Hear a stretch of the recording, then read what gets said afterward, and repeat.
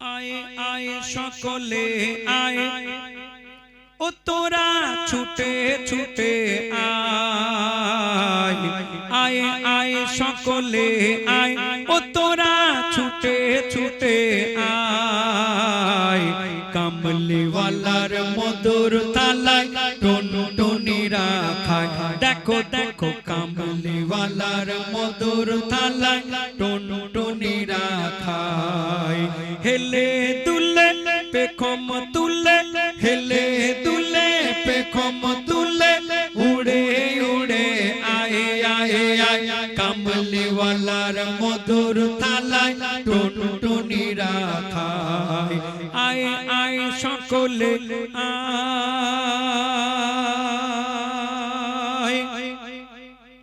ओगो कलमा गाছে ओगो कलमा गाছে ফুটেছে আজ ঈমানেরই ফুল যে গাছের পাতায় লেখা আছে মুহাম্মদ রাসূল যে গাছের পাতায় লেখা আছে মুহাম্মদ রাসূল ফলে আর ফুলে ভরা পেড়নে মুমিন তোরা ফলে আর ফুলে ভরা পেড়নে মুমিন তোরা এই কলেমা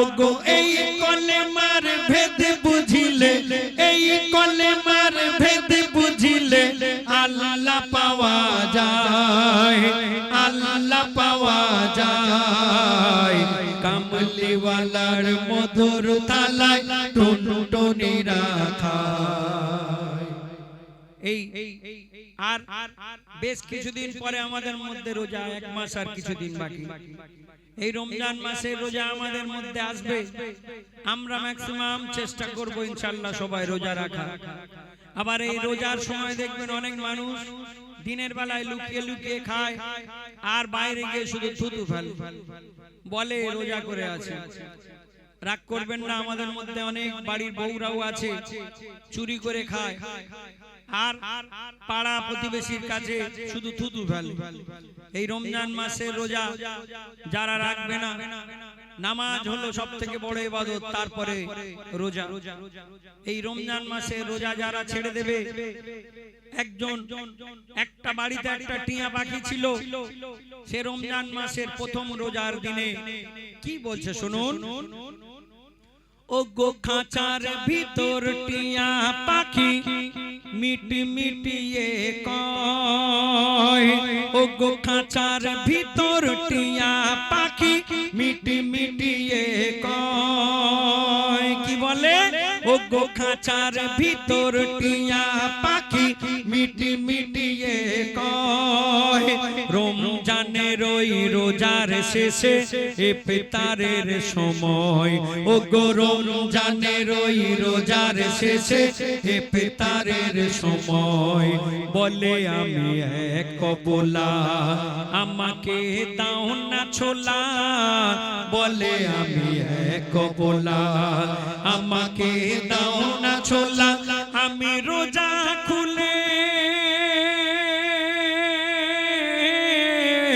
আমি রোজা খুলে সেজদা দেব রোজা খুলে সেজদা দেব খোদারি দরগায় কামলি ওয়ালার মধুর থালায় টুনটুনিরা খায় হেলে দুলে পেখম তুলে হেলে দুলে পেখম তুলে উড়ে উড়ে আয় কামলি ওয়ালার মধুর থালায় টুনটুনিরা খায় কামলি ওয়ালার মধুর থালায় টুনটুনিরা খায় আরেকটা লেখা গিয়ে শোনাবো নবী মোর কোরআনের কোরআন গো কোরআনের কোরআন সেই কোরআনের পারায় গো সেই কোরআনের পারায় গো নবীর নূরের হোসেন আর হাসান সেই কোরআনের পারায় গো নবীর নূরের হোসেন আর হাসান। সেই কোরআন যখন পড়তে গেলাম আর একটি নাম খুঁজে পেলাম, দেখি হাসান পাড়ায় লেখা যে নাম সে ওলিদের ইমাম। আমার নবীর কৌসার, আমার নবীর কৌসারি জাম, নাম গৌসুল আজম, নাম গৌসুল আজম।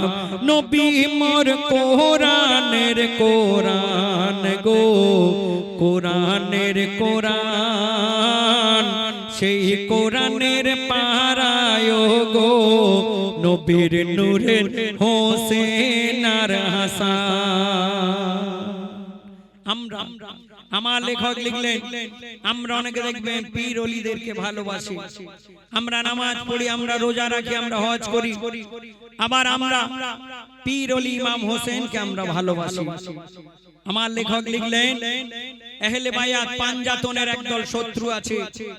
শুধু সে জামানায় নয়, আমাদের যুগেও একদল মানুষ আছে যারা ইমাম হোসেন আহলে বায়াত পাঞ্জাতনকে যারা মানে না। আমার লেখক লিখলেন ও গো পীরের রওজা, পীরের মাজার, মুরিদের কাছে জান্নাত। আর পীরের রওজা জিয়ারত করা মুরিদের ইবাদত। আর যারা বলে ও গো যারা বলে রওজায় চাইলে পীর কিছু দিতে পারে না, তারা আসল কোন দলের লোক শোনো ইতিহাসের ঘটনা। কেন ও গো আহলে বায়াতের, ও গো পাঞ্জাতনের বিরোধীরা যখন মদিনায় ক্ষমতায় এলো, আর মক্কা মদিনার মাজার ভাঙার ফতোয়া তারা দিল। আর নবীর বংশের, ও গো নবীর বংশের 16টি মাজার যখন ভাঙা হলো, তাতে মা হালিমা, মা ফাতেমার রওজা শরীফ ছিল। এরা মদিনার গম্বুজ ভাঙতে গেল, আঘাত করলো নবীর রওজার দুয়ার। আর মুসলমান বলি না বলবো এদের পাঞ্জাতনের গাদ্দার। কেন এরা গৌস নবীদের মৃত ভাবে, তাই করে রওজা মাজারের বদনাম। এরা ইবলিসের মতো ধোকায় পড়েছে, হবে ইবলিসের মতো পরিণাম, হবে ইবলিসের মতো পরিণাম। ওরে ইবলিসের দল হয়ে যা সাবধান, গৌস পাকের মোরা মুরিদান। আর দিতে হয় যদি দেব গরদান, তবু ছাড়বো না ওলিদের দামান, নবী ওলিদের দামান।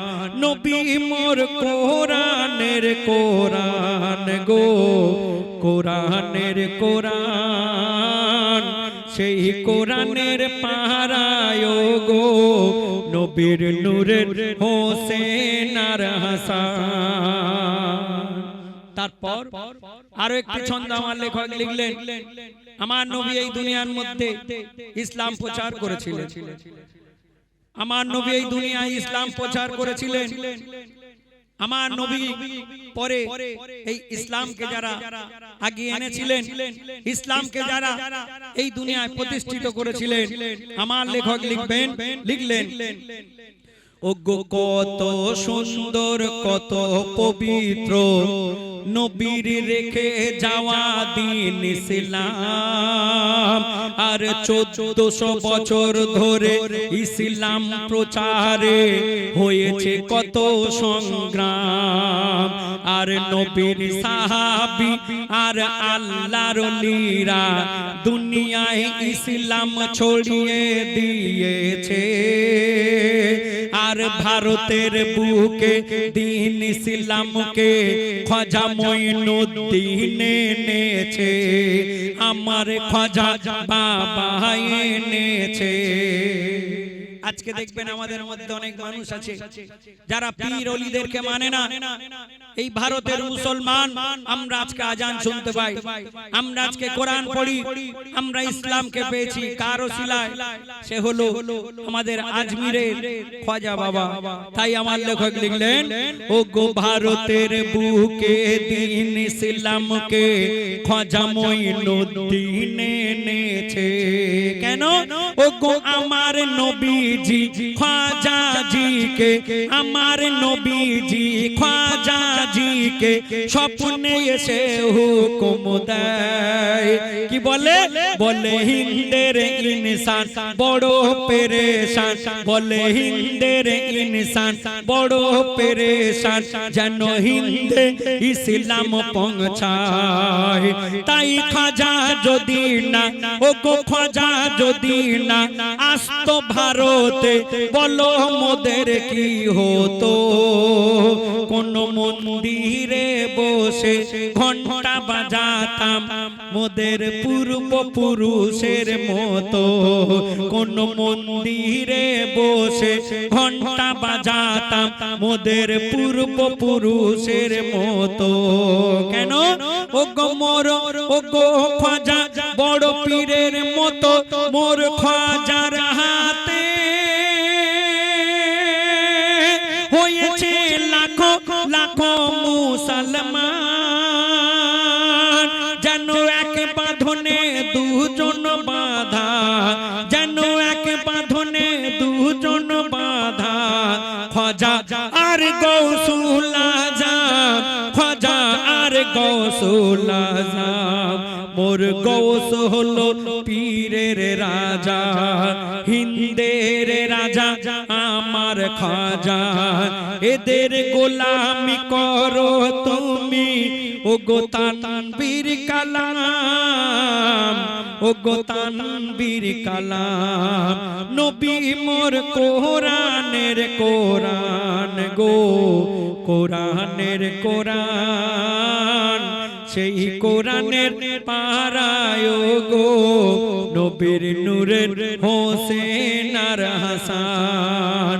সেই কোরআনের পারায় গো নবীর নূরের হোসেন আর হাসান। ও গো 6 দিন পর নখ খসে যাবে, 9 দিন পর চুল। কবর গৃহের সামান নিতে কইর না কেউ ভুল। ও গো 6 দিন পর নখ খসে যাবে, 9 দিন পর চুল। কবর গৃহের সামান নিতে কইর না কেউ ভুল। কবর জায়গা ভালো নয়, কবর জায়গা ভালো নয়। আমল দিয়ে কবর গৃহ সাজিয়ে নিতে হয়, ও গো আমল দিয়ে কবর গৃহ সাজিয়ে নিতে হয়। এই দুনিয়া ছেড়ে আপনি যখন চলে যাবেন, আপনার আত্মীয় স্বজন কবরের মধ্যে রেখে বাড়ি চলে আসবে, কান্নাকাটি করবে, আহা আমার মা কত ভালো ছিল, আমার বাপ কত ভালো ছিল। কিন্তু এই কান্নাকাটিটা কতদিন থাকবে? 2 দিন, 4 দিন, 10 দিন, 20 দিন, 1 বছর পর্যন্ত। তারপরে ভুলে যাবে আপনার কথা। কিন্তু কবরের মধ্যে যে লাশটা পড়ে থাকবে, সেই লাশটা কিন্তু 2 দিন, 4 দিন, 10 দিন, 20 দিন পরে একটা কবরের মধ্যে যখন কোনো লাশ থাকে, সেই লাশটা কাফনে মোড়া কেমন অবস্থায় থাকে বলছে, ও গো 17 দিনে পেট ফেটে শেষ, পোকার খাদ্য হবে আর 60 দিন পরে গোশ থাকবে না কঙ্কাল পড়ে রবে ও গো 17 দিনে পেট ফেটে শেষ পোকার খাদ্য হবে আর 60 দিন পরে গোশ থাকবে না কঙ্কাল পড়ে রবে আর 90 দিনে হাড় গুলি সব ও গো 90 দিনে হাড় গুলি সব আলাদা হয়ে রয় কবর জায়গা ভালো নয় কবর জায়গা ভালো নয় আমল দিয়ে কবর গৃহ সাজিয়ে নিতে হয় একটা কবরের মধ্যে যখন লাশ পড়ে থাকে সেই মাইয়াত দেখবেন যদি তার আমল ঠিক থাকে তার মধ্যে যদি পাঞ্জাতন আহলে বায়াত তার মধ্যে নামাজ রোজা যদি সবকিছু বহাল থাকে সেই মাইয়াতের কাফনে একটা দাগও লাগবে না আমার কথা নয় হাদিস কোরআন বলছে অনেক কবর খুলে দেখা গিয়েছে 40-50 বছরের লাশ একদম যেন মনে হয় জিন্দা দেয়া হয়েছে তারা কারা তারা আল্লাহ ওয়ালা তাই আমার লেখক লিখলেন ও গো দেহের চেয়ে কবর জায়গা ভালো নয় কবর জায়গা ভালো নয় আমল দিয়ে কবর গৃহ সাজিয়ে নিতে হয় তারপর বলছে ও গো কবর মাঝে লাশকে যদি সহি সালামত রাখতে চাও ও গো কবর মাঝে লাশকে যদি সহি সালামত রাখতে চাও আর পাঞ্জাতনার ইমাম হোসেনের দামান ধরে নাও ও গো পাঞ্জাতনার ইমাম হোসেনের দামান ধরে নাও ও গো কবর মাঝে লাশকে যদি সহি সালামত রাখতে চাও তবে আহলে বায়াত পাঞ্জাতনের দামান ধরে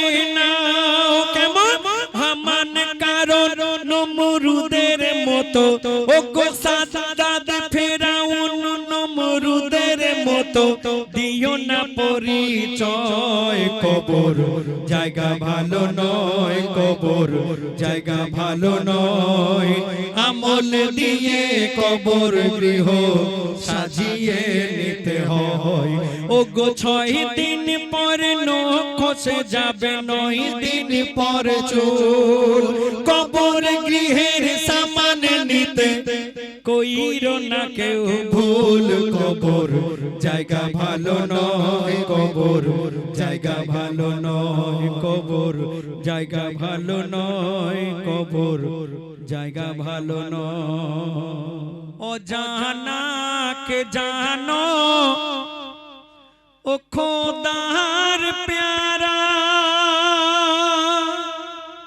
ও জানা কে জানো ও খোদার প্যারা জানা যাই রুকু নাই কেন নাই সেজদা আর নারীদের শরীক নাই কেন জানা যায় নারীদের শরীক নাই কেন জানা যায় আর নারীদের কবর ভাই কেন হয় আলাদা নারীদের কবর ভাই কেন হয় আলাদা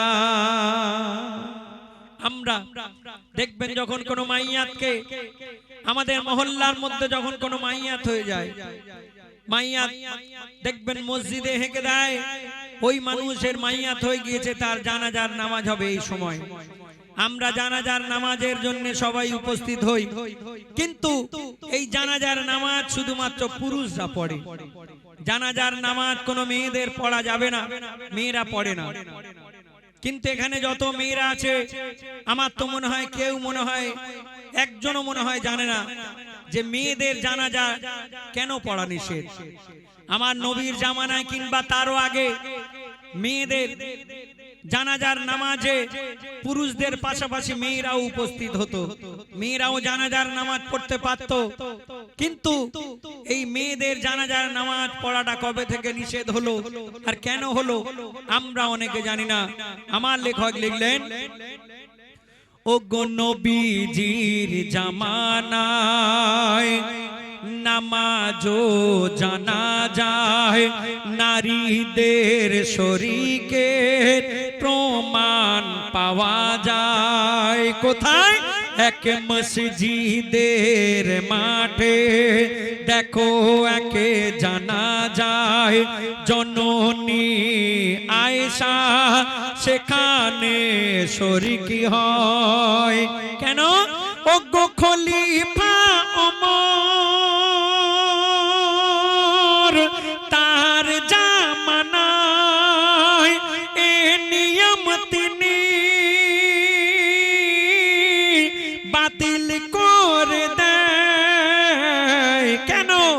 নারী ও পুরুষের জমায়েতে জানা যায়, নারী ও পুরুষের জমায়েতে জানা যায়, ইজ্জত পর্দা লঙ্ঘন হয়ে যায়।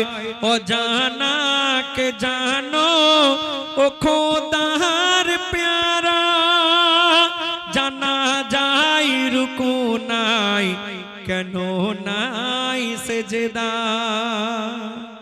মেয়েদের জানাজার নামাজ পড়া যাবে না, মেয়েরা কবর খুলতে পারবে না। কোন মাইয়া সে পুরুষ হোক কিংবা নারী হোক, কবর খুলবে শুধুমাত্র পুরুষরা। মাইয়াতকে কবরের মধ্যে দাফন করবে পুরুষরা, খাটিয়াটা বাড়িতে ঘাড়ে করে নিয়ে যাবে সেটাও পুরুষরা। কোন মেয়ে যদি মনে মনে ভাবে আমার বাপের লাশ খাটিয়াটা আমিও একটু বয়ে নিয়ে যাব না, মেয়েদের জন্য এই সমস্ত নিষেধ করা। কেন বলছে দেখুন, ও গো জানাজা ও লাশের পিছনে পিছনে নারীদের যাওয়া নিষেধ সেখানে। কোথায়? ও গো গোরস্থানে যাওয়া কিবা মাটি দেওয়া ইসলাম দেয়নি এ বিধান ফতোয়া। কেন? ও গো নারীরা যদি গোরস্থানে যেত আর কান্না চিৎকারে এরা পর্দাহীন হতো, তাই বলে বনিয়ামিন ও ভাবিরা শোনো না, বলে বনিয়ামিন ও বুবুরা শোনো না, খবরদার কোনো দিন কেউ বেপরদায় থেকো না, খবরদার কোনো দিন কেউ বেপরদায় থেকো না। অজানাকে জানো ও খোদার প্যারা, জানা যায় রুকু নাই কেন নাই সেজদা।